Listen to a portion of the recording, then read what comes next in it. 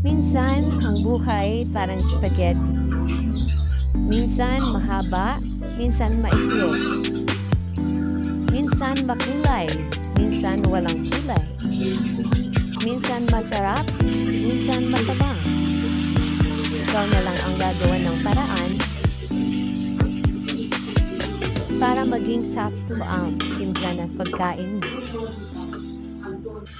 Ganyan ang buhay. Dapat maging kontento. Kung ano meron ka, para malasahan mo ang sarap. Sabi nga nila, enjoy life to the fullest. Enjoy life. YOLO, you live life once. And give your best